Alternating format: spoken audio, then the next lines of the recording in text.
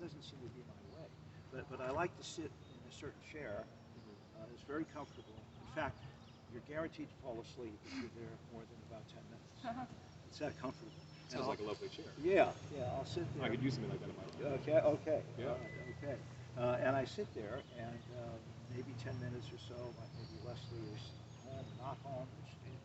Luna is somewhere, but I've got this mantle of time, a little bit of time, and I'll just think about some of the phrases that we just mentioned, phrases like that I've heard, and I'll say to myself,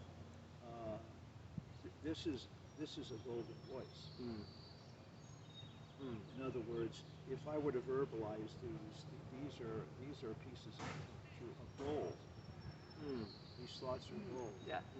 And I'll contemplate that, and I sort of feel it as if I was speaking to myself. Now, my dad might actually mouth it, sitting in the dark, and you'd say, "Where's Dad?"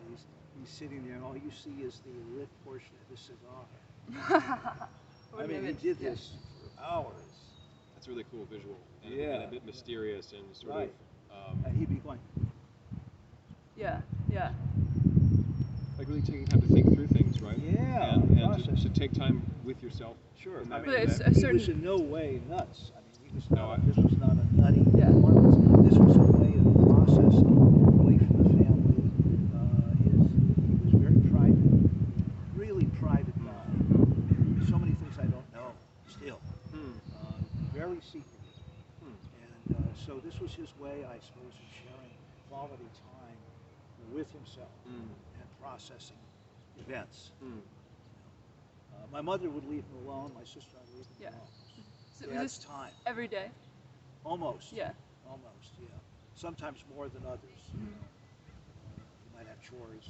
He liked to garden, so sometimes he'd come home work and go and garden. Or, that was usually it. So, anyway. Was he writing, do you think? I mean, not writing down, but just writing in his head, like rehearsing what it was. Yes. He would write some interesting letters. He would like to complain and send letters to people like a bank or an insurance company. Funny letter. Showing that he was upset with them. And I used to say, Dad, it's not going to do you any good. He says, it's doing me good. That's interesting. Yeah, it's doing me good.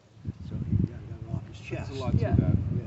But that question I meant was what you were seeing, sitting in the chair, kind of talking and smoking, was he in the process of writing?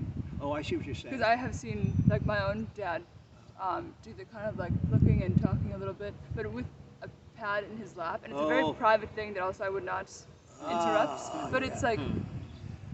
I got you. Yeah. No, it was not that. I never saw him take it beyond that time with himself.